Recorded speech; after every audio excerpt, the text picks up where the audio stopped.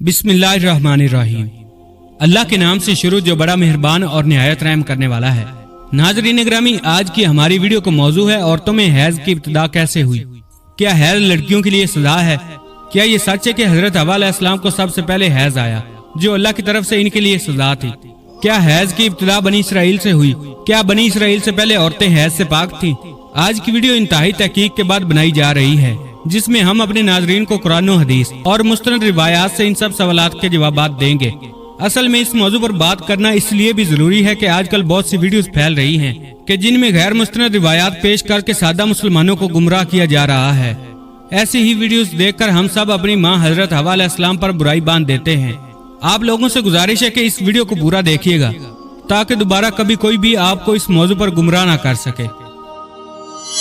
हजरत अब्दुल ज़ाक और मसनद इसाक में हजरत अब्दुल्ला बिन मसूद रजी अल्लाह तआला अन्हु और हजरत अस्मा बिन अबी बकर रजी अल्लाह तआला अन्हु से रिवायत नकल की गई है कि बनी इसराइल की औरतों को ये इजाजत थी कि वो भी मर्दों के साथ मस्जिद में जाकर नमाज पढ़ा करती थी। मर्दों और औरतों के दरमियान एक पर्दा होता था। फिर एक दिन एक लड़की अपनी एड़ियां उठाकर मर्दों में अपने यार को देखने लगी और फिर उसने ये रोजाना का मामूल बना लिया।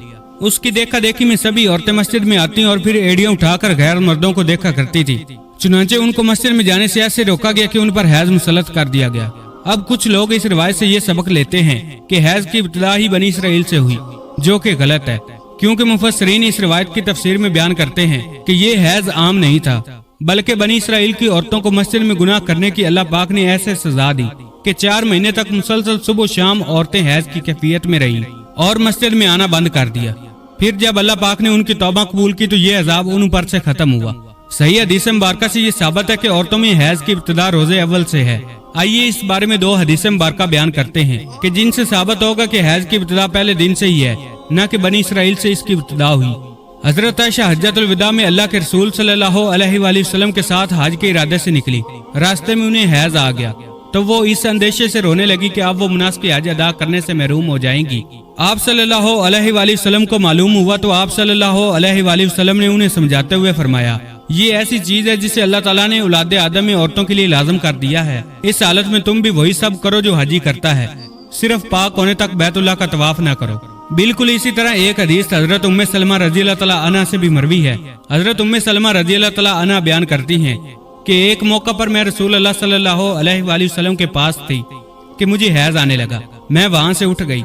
आप सल्लल्लाहु अलैहि वसल्लम ने दरियाफ्त किया तो मैंने बताया कि मुझे हैज आने लगा है। आप सल्लल्लाहु अलैहि वसल्लम ने फरमाया, ये ऐसी चीज है जिसे अल्लाह ताला ने आदम की बेटियों पर लाजम कर दिया है। इस मौजू पर इमाम बुखारी रहमतुल्लाह अलैह ने बुखारी शरीफ में एक बाब भी कायम किया है जिसका नाम है हैज का आगाज कैसे हुआ। इमाम बुखारी लिखते हैं, हुजूर अकरम सल्लल्लाहु अलैहि वसल्लम ने फरमाया, ये वो चीज है कि जिसे अल्लाह ने आदम की बेटियों पर लाजम किया है। इमाम बुखारी मजीद लिखते हैं कि बाज लोग कहते हैं कि हैज का आगाज बनी इसराइल से हुआ, जबकि इस मामले में नबी करीम सल्लल्लाहु अलैहि वसल्लम का इरशाद मुबारक ज्यादा मोतबर है, चूंकि हुजूर अकरम सल्लल्लाहु अलैहि वसल्लम ने फरमाया कि अल्लाह ने हैज को आदम की बेटियों पर लाजम किया है और इसलिए बनी इसराइल से पहले भी हजरत आदम की औलाद में हैज मौजूद था। अब बात करते हैं उन रिवायात की कि जिनमें यह कहा जाता है कि हैज की इब्तिदा हजरत हव्वा अलैहिस्सलाम से हुई और ऐसा बतौर सजा हुआ। इमाम तिबरी रहमतुल्लाह अलैह सूरह बकरा की आयत नंबर 25 की तफसीर में हजरत अब्दुर्रहमान बिन ज़ैद रहमतुल्लाह अलैह की ये रिवायत नकल करते हैं कि हजरत हव्वा अलैहिस्सलाम को पहले हैज नहीं आता था। उनकी तख्लीक पाकीज़ा हुई, यहाँ तक कि उन्होंने अल्लाह की नाफरमानी की और ममनूआ फल खाया जिससे उनको जन्नत से निकाला गया और फिर उनको हैज और हमल की सजा दी गई।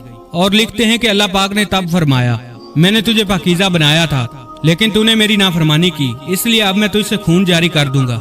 इमाम तिबरी के अलावा बाकी तमाम मुफस्सिरीन ने इन रिवायात को झुठलाया है और इन रिवायात को गैर मुस्तनद और नाकाबिल कबूल कहा है। हैज दरअसल एक तबीयती मजर है जिससे हर माह औरत बलूगत से सन यास तक दोचार होती है और इसको सेहत की अलामत समझा जाता है। इसी हैज के खून से ही बच्चे की परवरिश की जाती है। ये अल्लाह पाक का निजाम है। गैर हामला औरत को अगर हैज ना आए तो इसको बीमारी की अलामत समझा जाता है। ये औरत के लिए कोई सजा नहीं है और न ही ये बात किसी रिवायात से साबित है। ये एक जिम्मेदारी है जो अल्लाह पाक ने इंसानियत की तख्लीक के लिए औरतों पर डाली है। इसीलिए जो औरतें इस जिम्मेदारी को बखूबी निभाती हैं वो अजर व सवाब की मुस्तहिक हैं।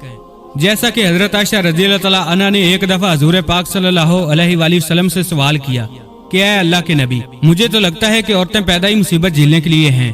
हजरत आयशा का इशारा हैज और हमल की तकलीफ की तरफ था। हजूर पाक सल्लल्लाहु अलैहि वसल्लम मुस्कुराए और फरमाया, नहीं बल्कि ये ऐसी चीज है कि जिसके जरिए बनी आदम की औरतें आजमाई गईं।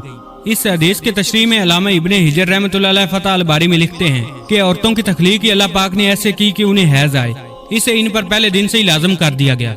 जो औरतें इस पर सब्र करेंगी तो वो अजर की मुस्तहिक होंगी, और जो इसको मुसीबत और बुराई समझेगी तो वो अल्लाह की तख्लीक में ऐब निकालने जैसे गुनाह की मुर्तकिब होगी। उम्मीद है कि अब आप जान चुके होंगे कि ना तो ये कोई सजा है औरतों के लिए, और ना ही इसे सजा के तौर पर हजरत हव्वा अलैहिस्सलाम पर मुसल्लत किया गया, और ना ही हैज बनी इसराइल की औरतों से शुरू हुआ, बल्कि हैज व हमल तो अल्लाह पाक की आजमाइश है औरतों के लिए, जिनका अल्लाह पाक बरोज़े क़यामत औरतों को अजर अता फरमाएगा। अल्लाह पाक से दुआ है कि अल्लाह पाक हमारी तमाम बहनों को इस आजमाइश में सब्र व तहम्मुल अता फरमाए। नाज़रीन ग्रामी, ये थी आज की हमारी वीडियो। उम्मीद करता हूँ आपको पसंद आई होगी। अगर वीडियो पसंद आए तो चैनल को सब्सक्राइब कीजिएगा और वीडियो को शेयर कीजिएगा। अल्लाह पाक आपका हामी व नासर हो।